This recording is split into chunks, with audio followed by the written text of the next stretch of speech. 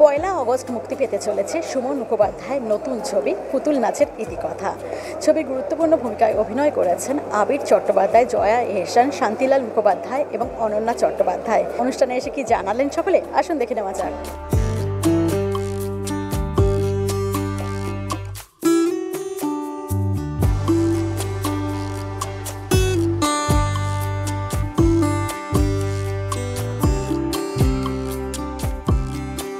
আমি ভাগ্যবান, এই চরিত্র আমি করতে অভিনয় করবার সুযোগ পেয়েছি।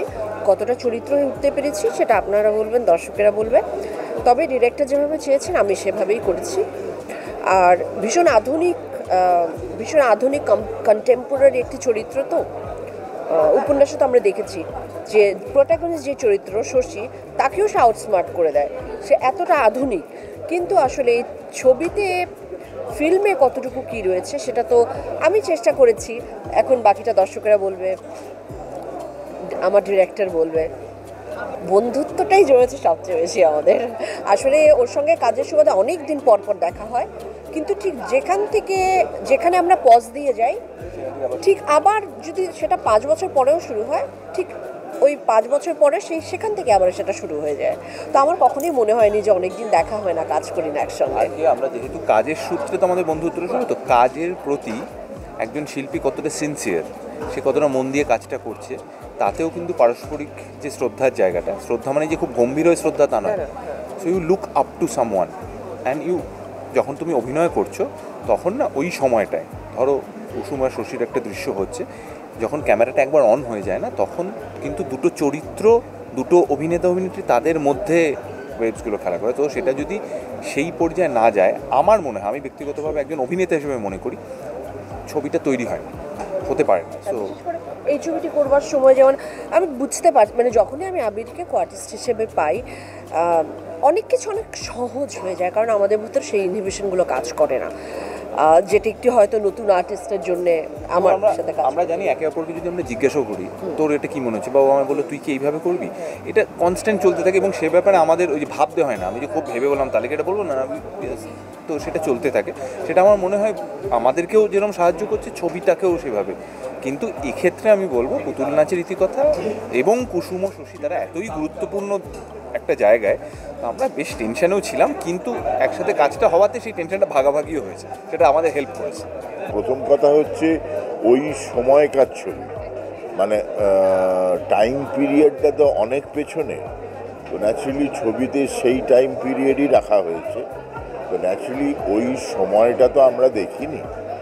হ্যাঁ, হয়তো লোকেলটা এখন অতটা না থাকলেও কিছুটা আছে, অন্তত আছে, এমন জায়গা অবধি পৌঁছানো হয়েছে। তো এবং ওই সময় যখন সাজানো টাজানোগুলো হয়, মানে আমাদের সেটে একটা শংসাপত্র ছিল 1930 সালে, একটা স্কুল থেকে একজনকে একটা শংসাপত্র দেওয়া হয়েছে।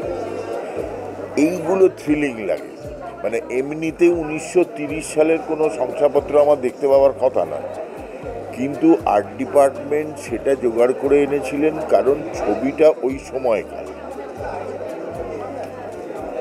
ওটা একটা অন্য সময়ে পৌঁছে যাওয়া যায়। এই ধরনের ছবিতে কাজ করতে পারার একটা দারুণ অভিজ্ঞতা। যে চরিত্রটা আমি করেছি সেন দিদির আইকনিক চরিত্র, মানিকবাবুর পুতুল নাচের ইতিকথার, আমি খুব লাকি যে এত নোয়ান্সড, এত লেয়ার একটা চরিত্র আমি প্লে করতে পেরেছি। লালদা আমাকে নির্বাচন করেছেন এই চরিত্রের জন্য, so I am very happy. আমি বলবো যে সাহিত্য গল্প নিয়ে তো খুব কমই কাজ করা হয়, এটা খুব মানে এবল হাতে তৈরি ছবিটা, আমাদের সবারই খুব প্রিয় গল্প।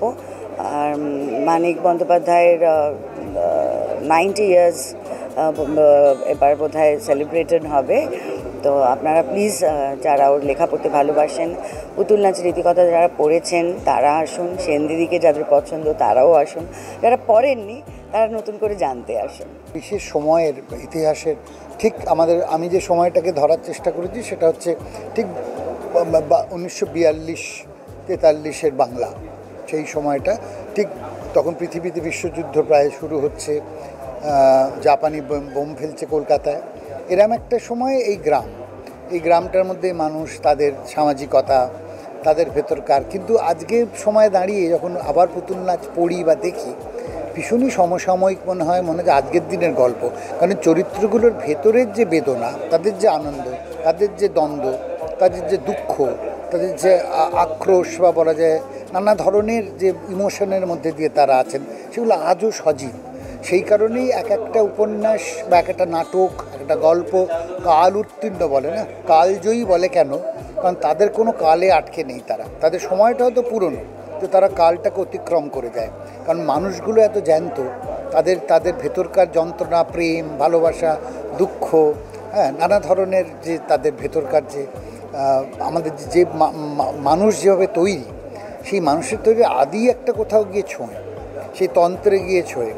সেই কারণেই এখনও মনে হয় যে চরিত্রগুলো সজীব, এটা কোনো পুরনো গল্প নয়। মানিক বন্দ্যোপাধ্যায়ের লেখা উপন্যাস পুতুল নাচের ইতিকথা 90তম বর্ষ উদযাপন উপলক্ষে এই ছবি মুক্তি পাচ্ছে।